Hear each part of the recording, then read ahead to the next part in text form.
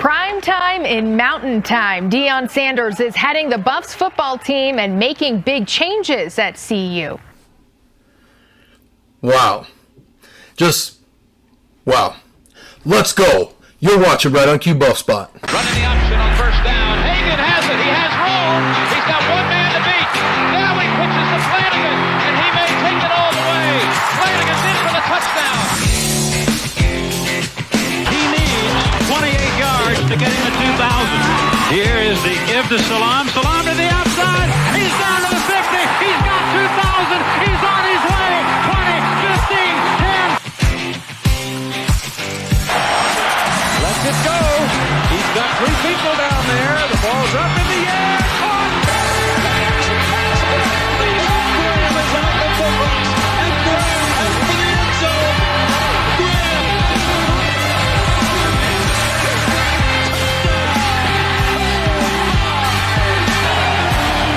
Greenberg, play action, walks one, got his man, it's Jeremy Rules. Nobody's going to catch him. Third down and 7. Blitz coming. Speed and Trevor Lawrence loose. Scooped up by Colorado and a big man running all the way. Welcome in, welcome back. That's right, you are watching Right on Cue Buff Spot. I am your host, Tyson Quiller. As always, don't forget to like, subscribe, share this content with anyone you think might find it interesting. Some things have changed on the landscape of CU football since the last time we talked. Send me your feedback. I'd love to hear what you think about all the different changes, the things we talk about today at RightOnQCS on Twitter, rightonqcs@gmail.com. If you leave a message in the YouTube channel here below, I've been trying to get responses back out to you guys on those. Also, your comments are what dictates the content that I bring forth, the topics that we want to discuss as a CU Buffs fan base. And guess what? It's prime time in Boulder. So without further ado, many of you aren't going to like this, and I was skeptical, believe me, myself, you all know this, but we have to start one place, and that is right here. Rick freaking George, you crazy SOB, he pulled it off. Rick George deserves a ton of credit for this, and considering how tough we've been on him, I really think that needs to be acknowledged. And also, Chancellor DeStefano and the Regents, very well done. Even if it was just them getting out of the way, they did a great job at it. Also, the changes we're hearing about with the transfer portal, increased commitment to the NIL collective, there's like some tectonic shifts taking place. It's not just that we hired Deion Sanders, things that will set up this program for success moving forward. That stuff I think needs to be acknowledged, and I'm very excited about that. Now, if you get a chance, go back and watch that introduction video again. God bless him. Curmudgeon Phil DeStefano's just sitting there just like terrified about what Deion's about to say. Like, he has no idea, because Deion's a different cat, man. He goes off script. He says he is a different cat, and at the very least, we can say CU football is interesting again. Now, of course, with national headlines come hot takes. As always, lots of people all of a sudden hating on Deion. Lots of people all of a sudden madly in love with Deion. He does that. He's a celebrity. He's a polarizing figure. So hot takes abound. CU's back, or CU, it'll never work. This show right here is called Right on Cue Buff Spot, not called Right on Cue Deion Spot. And quite frankly, who the people are really doesn't matter. From the perspective of this show, we are pushing an agenda. We are galvanizing fans to want the program to return to prominence. And so anybody and anything that is moving in that direction towards CU football returning to prominence, we are in favor of. And anybody and anything that is in the way or is not in moving towards CU football being moving towards prominence again, and quite frankly, including current coaches, players, administrators, we're going to call it out. We're going to stand against that. So I just want to be clear about that from the jump. This isn't the Deion Sanders hype show. Now, this past Sunday, former Florida State standout defensive back and NFL Hall of Famer Deion Sanders was announced as the 28th head football coach for the Colorado Buffaloes. Sanders was the head coach at Jackson State in Mississippi for the last 3 seasons. The SWAC, which is the conference Jackson State is in, they didn't play football in 2020, but in 2021 the Tigers went 11-2, and they are currently 12-0 and the SWAC conference champions after beating Southern 43-24. Deion Sanders will be coaching Jackson State for their last game next Saturday. That is December the 17th. in the Cricket Celebration Bowl, 10 a.m. on ABC, if you want to get a look at the next Buffs head coach in action. Now, to the best of my knowledge, this contract, 5 years, $29.5 million guaranteed. Average base salary through the 5 years is going to be $5.5 million per year. It sounds like they're going to start him out year one, $5 million base salary. Every year after that, the base salary raises by $200,000 to reach $6 million in his final year of his contract. Now, it's also been reported that there are performance bonuses included for like winning the conference or going to bowl games or being ranked, etc. That could potentially get him up to $8 million in a given year. Let's hear from Rick George.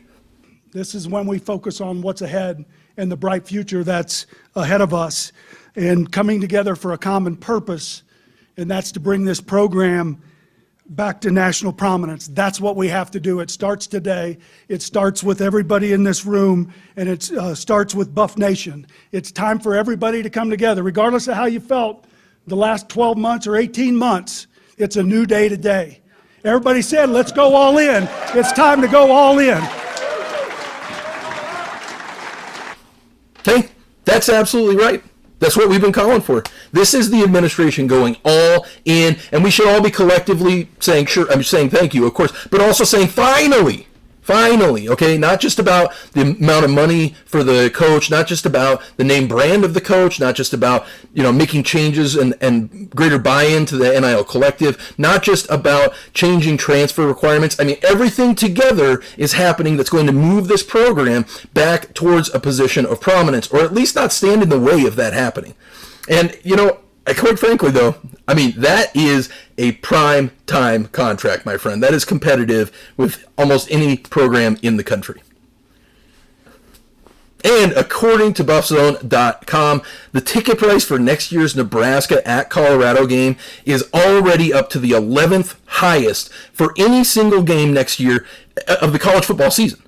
I mean, that's in the nation. I mean, the hype is real. Kind of a bummer because I went on there trying to buy a ticket and I'm like, whoa, friend, a couple $100, that's a lot. But I do think we should be supporting this program and the decisions and steps that they're taking now in every possible way we can. So let's set the hype aside and let's analyze this hire from a more kind of comprehensive level, all right? Admittedly, I thought there was no way he would leave Jackson State to come here, so I didn't really preview him that much. This season, Jackson State had a top 10 passing offense at the FCS level. Now, the author of that is the quarterback by the name of Shedeur Sanders. We'll talk about him more in a bit. Jackson State also ran for over 154 yards per game, so, pretty good balance as well. On the other side of the ball, though, that is where the bacon was greased. Sanders had the number one defense in all of FCS, giving up just 233 yards per game. Now, there really wasn't any one standout on defense. It was kind of just a total unit effort. Their success was really due to a collective team effort. Now let's dig a little bit deeper here, okay? Jackson State not only had the number one overall defense in the FCS level, but they were number one on third down defense as well. Okay, I mean, you can have all the best players on your team, but winning on third down defense really ultimately comes down to play calling, primarily. Okay, did your coach put you in the right position? Because, I mean, if it's a 3rd and 1, 3rd and 2, you could be the best player in the world. If you're 10 yards away, you're not making up that space by the time they get 2 yards. And I think that really reflects well on Dion and his defensive staff at Jackson State.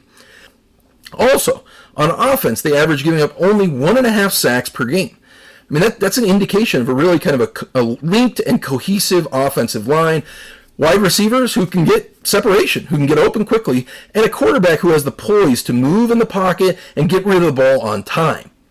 Now, in the interest of full transparency, Jackson State was the second most penalized team in all of FCS this year.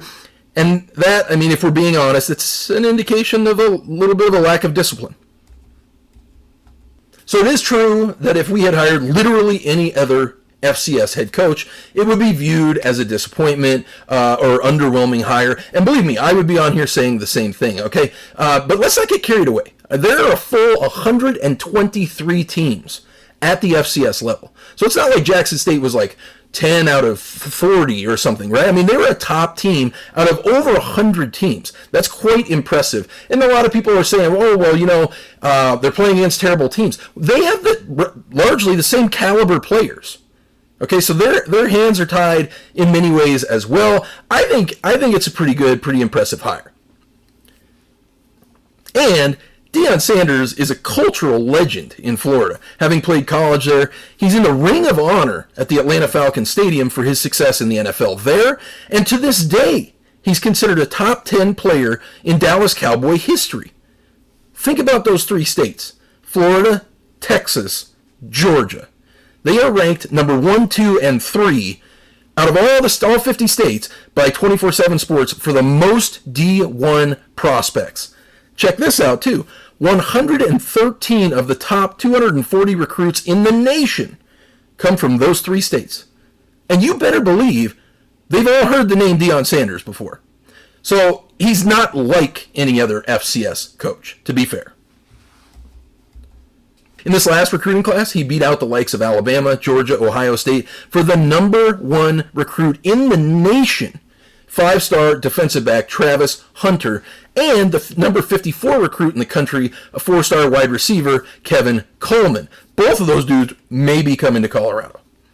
The year before, he pulled 2 top 200 recruits, 4-star wide receiver Quaydarius Davis and 4-star D lineman Katron Evans. Again, he's landing these recruits at an FCS school. Colorado hasn't had a top 200 recruit in 2 years. Those 4, by the way, were from Texas, Maryland, Georgia, and Missouri. I believe me, I'm trying to pull myself out of conventional thinking on this whole deal, because the conventional thought of, well, we need to reestablish the Texas recruit pipeline and the California guys, the stuff McCartney did really well with or whatever. Like, quite frankly, that's if we had hired like a Bronco Mendenhall or a Gary Patterson. This dude can recruit anywhere. Now, does this mean he'll definitely be a success? No, okay? But within a day of him being announced, Winston Watkins, a 5-star wide receiver committed to CU, the number 13 recruit in the 2025 class. That's 1 day, and Sanders landed the best recruit at CU in 20 years. That's impressive. Now, Sanders has made a splash in other ways as well. Okay, I mean, hot takes everywhere, like I said, okay, but you've probably seen by now the video of him addressing the Buffs players. Well, that made national news. Check this out. Do you think Deion Sanders will be able to elevate Colorado's sorry football program? Yeah, the way you elevate now, we just saw this with USC, right? And the coach going from Oklahoma to Southern California. When you're dynamic, and Deion, my God, is dynamic, you can recruit and you go to the transfer portal and you say, I like him, and him. And you take them to Colorado and you load up. Look, they don't have any rules. We talked about Auburn the other day. Do you think Colorado's got any rules? They have none. All right? Deion's going to be able to go there and get whoever he wants, whenever he wants, and he can coach them. We know that from Jackson State. And by the way, you think some people aren't going from Mississippi, Jackson State, with him to Colorado? Because they are. So Deion, yes, he will get this turned around, and I don't think it's going to take all that long. That's PTI on ESPN, nationally broadcast. Look, you take a list of the top 100, 400, 300 recruits. They're watching that show. They're hearing about CU football on a national sports talk show. Okay? Let's just start right there. The program has become more relevant already. Okay? Now, listen, I've seen many takes on this contentious first meeting with the current players. You know, it defies all common coaching practices, quite frankly. It was very aggressive. I mean, for the first time, he's meeting these players, and he tells them basically, get with the program or get your ass in the portal. I mean, I get it. It's jarring. I know some current players watch my videos, and, you know, quite frankly, this might piss you off. But, I mean, what more does he need to know? We went 1-11. How many great players could possibly be on this team? Now, I addressed this in the last video. There really are only a handful of players that are must-keeps. The rest, at the very least, should be competing for their jobs, as do the coaches, quite frankly. Listen, we are in uncharted territory here, okay? One thing I keep kind of returning back to is, like, we're like a phoenix flying really, really close to the sun. You know, it's either going to be incredible or we could get burned. That's just sort of the analogy that I've been dealing with. Now, it is almost impossible to find a kind of a comparable situation to what we find ourselves facing now. But here are two high-profile changes that took place last season, and I want us to kind of take a look at how each head coach handled turnover. There's a familiar face. So anyways, Lincoln Riley was hired by USC on November 25th last year, and Mario Cristobal was hired by Miami on December 7th. Both big-name coaches, well-known, great recruiters, very similar to Coach Sanders. Miami went 7-5 in Manny Diaz's last season, and USC went just 4-8 last year under Clay Helton. Okay, granted, we went 1-11, but again, I'm asking you to look at kind of their approaches to turnover. How about first from a player retention and kind of roster construction perspective, okay? Cristobal arrived at Miami and kind of had a very measured approach. He really kind of courted the better players, and although 10 players did transfer out and 11 in, he maintained 76% of their returning production. That's actually quite high for a new coach. Miami had 13 returning starters coming into the season, including their starting quarterback, Tyler Van Dyke, starting running back, Jalen Knighton, starting slot receiver, Keyshawn Smith, and their starting tight end, Will Mallory. Basically all the skill positions on offense. On the other hand, at USC, they returned just 4 starters on offense, and only 4 on defense as well. They brought in a new starting quarterback, Caleb Williams, 3 new wide receivers. Their running back, Travis Dye, played at Oregon last year. I mean, completely new group. And believe me, if you go back and look at my episodes from earlier in the year, I thought this kind of mercenary approach, I thought this was crazy, and that it couldn't possibly work. Look at that. 21 players transferred out, and 20 new transfers came in. That's crazy. Only 63% returning production. I mean, I said Cristobal courted the better players, like quarterback Van Dyke. Lincoln Riley basically told the better players at USC, like Brew McCoy, Michael Trigg, basically what Deion said in that meeting, quite frankly. Get your ass in the portal then. So how did each of these coaches fare in year one with the new coach with 2 completely different approaches to roster management and player retention? Well, against the 70th rated strength of schedule in the country, Miami fell from 7-5 to 5-7. Meanwhile, against the top 30 strength of schedule, the 4-8 Trojans, with complete chaos and turnover, improved their record in year one by 7 games, going 11-2 this year. Hey man, I told you at the start of the season that this approach USC took couldn't work. I was wrong. I was flat wrong. Look at year one, TCU is in the playoff. It can turn around that quickly. It's crazy. I don't fully understand it, but we have to understand that it can happen and change our paradigm of what we understand is possible. Just like we all called for Rick George and DeStefano and these people that are stuck in their ways. We do things the right way as far as the transfer portal and NIL, and it was like, listen, you need to get in the game. The game has changed. Well, guess what? We too, as fans and critics, we need to understand the game has changed. You can make the playoff a year after going 5-7, 4-8. It can be done. And quite frankly, you're going to probably see a lot of players leaving CU. A lot of players leaving. And just understand, it may not be a bad thing. Now, how about from a coaching staff perspective? I mean, we just heard from Brian Howell, a report that Deion has fired every coach but Darian Hagan and a bunch of the sporting staff. Well, each of these coaches you're looking at now were hired in the last 3 years, only retained 3 or fewer assistants from their 10-coach stable. Chris Kleiman at Kansas State, they just won the Big 12. Mike Loxley at Maryland, they've been winning 7 to 8 games in the Big 10. Mac Brown's North Carolina Tar Heels just played in the ACC title game. And the aforementioned Sonny Dykes has TCU in the college football playoff. I mean, that's just a small sampling, but quite frankly, with a program that went 1-11, if Deion wants to clean house, then that may be the most prudent move. Now, the transfer portal opened Monday, and recruit early signing day is December 21st. Folks, things are going to be moving fast.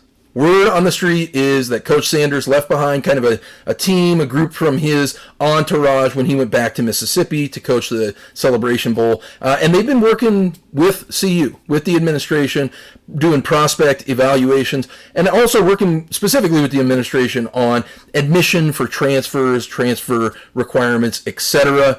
Whether Deion succeeds here or not on the field, he's already forced lasting change with transfer requirements, bolstering the NIL collective, brand image. Like I said, that's going to make it easier for any coach to win here, and I think it's kind of being overlooked in all of this. There are real tectonic shifts taking place in CU athletics right now, and quite frankly, at this point, we at least have Prime to thank for that. Now, the staff is coming together, though. Sean Lewis has been announced as the new offensive coordinator. He was the Kent State head coach for the last 4 seasons, and in that time, the Golden Flash offense went for over 400 yards per game. Last year, they had the 5th best offense in the country. I mean, that is a heck of a hire, my friend.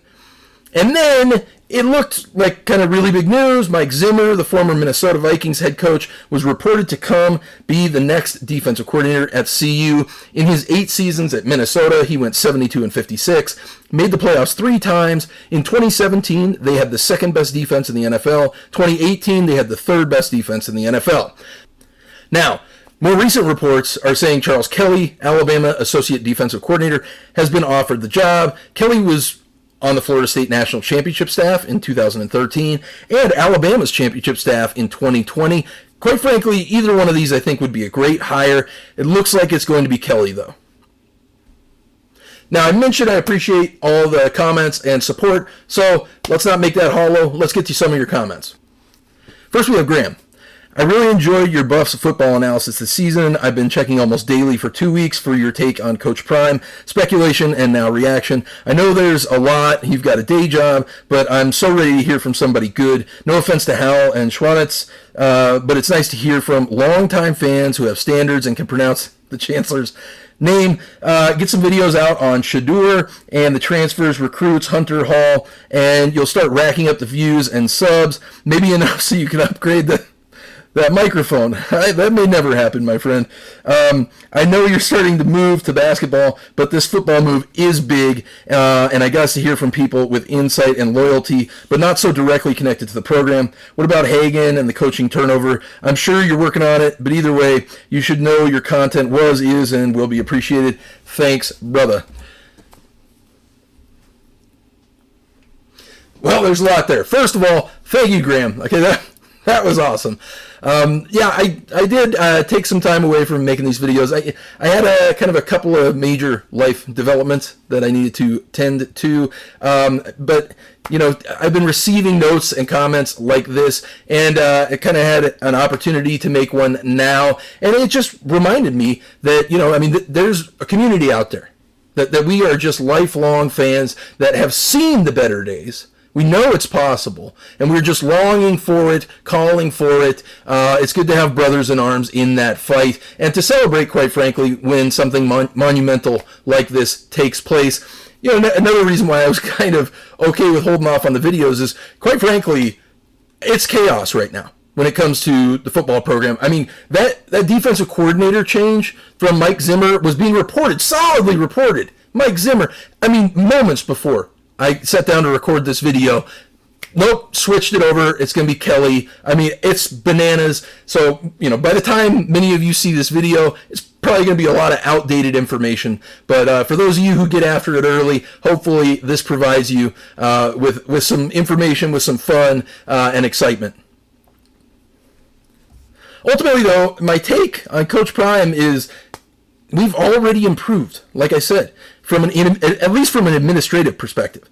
I think we just sit back from here, we see how it plays out. This is the first time in a long time, really since Mel Tucker was hired, where there was some reason for hope, and we should enjoy that for a while. Now, we'll stay on top of things, as we should, but rushing to say, the sky's falling because Deion was mean to players or some guys have entered the transfer portal, let's just give it some time, okay? One thing I will say, though, is I am expecting us to sign some quite impressive skilled players. But ultimately, remember, the game is won in the trenches. This staff needs to pursue, in an intentional way, experienced offensive and defensive linemen in the portal. Okay, so there's a lot there, and I appreciate it, Graham. I really do. But let me couple that now here with another comment from Sparky Buff. How about Shedeur Sanders as our next QB? Can't wait to watch your next video. Something tells me your channel is about to grow. So for those who don't know, Shedeur Sanders is the son of the head coach, Deion Sanders. And as I mentioned earlier, he is a prolific quarterback. He was a starting quarterback for Jackson State this past year. Now, Sanders was a 4-star recruit and the number 26 quarterback in the 2021 class nationally. Now, I say that to say it's not like he's all hyped because of his dad. Check this out. He threw for 36 touchdowns to just 6 interceptions this season at Jackson State, passed for 3,383 yards on a really impressive 70.2% passing. I mean, that's pretty dang efficient. Now, he's not quite the runner that many think he is, but he did scramble for 174 yards, 5 touchdowns this year. Really, his mobility is best kind of expressed, as I mentioned earlier, in his ability to move in the pocket, avoid sacks, while keeping his eyes downfield. He had 20 completions or more to 7 different receivers. So what that means is he's shown the ability to hang in the pocket, move through his progressions well, and find an open man. I think that's important.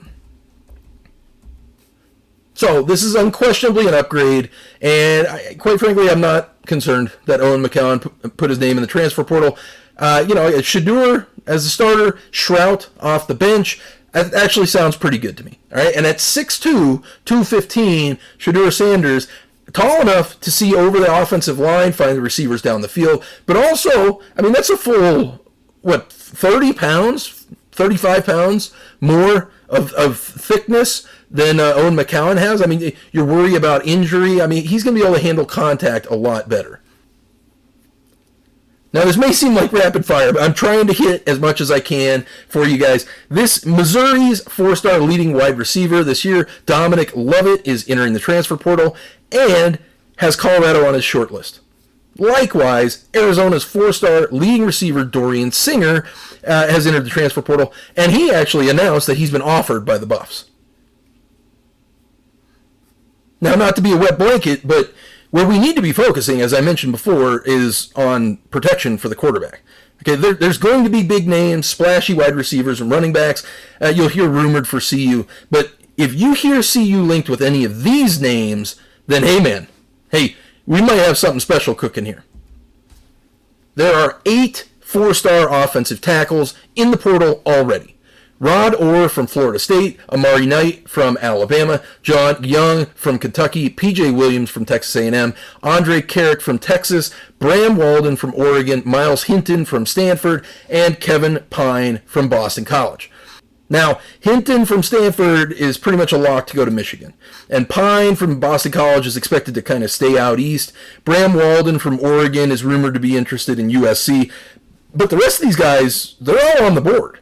And Rod Orr, I mean, being a Florida State guy, growing up in Florida, I mean, Deion may have the inside track on him.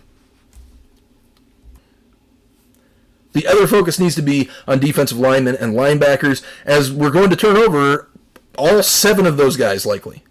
There are 8 4-star traditional defensive linemen in the portal as of right now. Noah Potter from Cincinnati, Bill Norton from Georgia, Zacchaeus Walker from Auburn, Jalen Lee from Florida, Marcus Burris from Texas A&M, Tunmiz Adele from Texas A&M, Omar Norman Lott from Arizona State, and Braylon Ingram from Alabama. Now, Potter is likely to follow his head coach Luke Fickell to Wisconsin. Norton and Walker are both expected to land another SEC team. But, I mean, Jalen Lee could be a get. And the California kid, Norman Lott, we have a chance at him, I think. Ingram, originally from Florida, maybe a Deion fan. I'm just saying right now it seems like we're kind of just sitting back. All these exciting names are saying, hey, well, I've added Colorado to my short list or this or that. We also need to be intentional about who we're targeting. We can't just end up with a team full of 6'1", 250-pound guys. Okay, we're going to need linemen. We're going to need dudes in the trenches who can move the line. All right, next. Oh, yes, got to give out some props. Jive Talk, way ahead of the curve, my man. You called it. This was back in November. I believe Coach Prime is on his way to CU for these reasons. First, Coach Prime said he was offered the CU job, but never said he declined it. He just said there were other offers too. Secondly, CU is not in talks with other coaching candidates. That means CU is just waiting to make the announcement next month. Third reason, the administration at CU is working on easing the credit requirements in the transfer portal and receiving NIL program to better pay student athletes. Both sounds like something Coach Prime would demand before accepting the position. He goes on and on. But basically, Jive Talk, man, you called it. I said I didn't think he was going to leave Jackson State, quite frankly, for any job. But if he did, it would be Florida State. And Florida State was taken. Their team is ranked right now. They're not firing their head coach. So again, I think that's a tip of the hat. That's credit to Rick George and the administration, quite frankly, because they made it happen. And you called it, Jive Talk. I didn't have that much belief in our administration, but I was wrong again. What is it? Third time in this one episode that I've been wrong. And again, and also I want to mention too, you're absolutely right. We need to hammer that home and stay in an understanding of that. It's bigger than just Deion coming here. Okay? There are serious institutional changes that have taken place in a positive way. And at the very least, I think we should celebrate that. However you feel about Coach Deion Sanders. Now, as we all know, given how dejected the fan base has been in the last 20 years, if it seems like it's too good to be true, it probably is. So let me tell you a couple of my concerns. You let me know if you think there's any merit to them, okay? Number one, I was kind of thinking, and I've been talking to some people fleshing this out. You know how Deion basically announced Shedeur as the next starting quarterback at CU at his press conference? Well, I looked, and Shedeur isn't even in the transfer portal yet. Also, you have this tweet from his nephew, Trey Sanders, who is a current scholarship football player at Alabama. Also, doesn't have his name in the portal yet. I'm just thinking, could it be, like I said earlier, I mean, it feels like a phoenix flying too close to the sun. Do you think that it's possible the NCAA could look back on that as tampering? 2 years from now, announce the Buffs have a postseason ban because of it, some kind of sanctions. I don't know, man. It just seems really risky, and to be effing with Alabama, man. Nick Saban, you got to believe he didn't like that. Now, I will say, if he did come, that being Trey Sanders, that's a 5-star running back, okay? And it already looks like the 5-star defensive back, Travis Hunter, is coming. Man, watch out. Now, number two, speaking of Nick Saban, the other thought I had was, we all know that Deion Sanders and Nick Saban have this well-established relationship. It's been rumored that some bigger schools, including Auburn, had vetted Deion Sanders and maybe decided not to hire him because of some drama that he had in his personal past. Could there be kind of a grand play here for Deion to come to CU, rehab his image, prove that he can win on the big stage, maybe take the Buffs to a Pac-12 championship game, and then in 2 years, Saban retires. I mean, he's in his 70s, y'all, and Deion takes over at Bama. I don't know. It's out there, but maybe. And quite honestly, if he brings us back to like a 10-2 or something and then leaves, in my opinion, it's worth it. But anyways, you tell me what you think. We've covered a wide range of topics. A lot of things have happened today. Send me your feedback at RightOnQCS on Twitter, RightOnQCS@gmail.com. Again, thanks for watching. Thanks for all of your support. You've been watching Right on Q Buff Spot. I'm your host, Tyson Quiller. And as always, well, first of all, happy holidays. Second of all, as always, until next time, go Buffs. Running the option on first down. Hagan has it. He has room. He's got one man to beat. Now he pitches to Flanagan, and he may take it all the way. Flanagan's in for the touchdown. He needs 28 yards to get in the 2,000.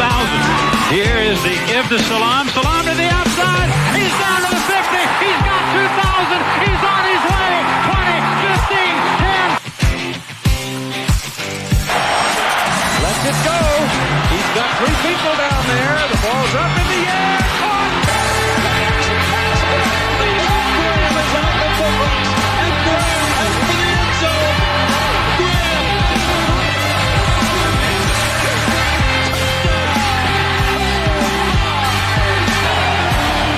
Greenberg, play action, walks one.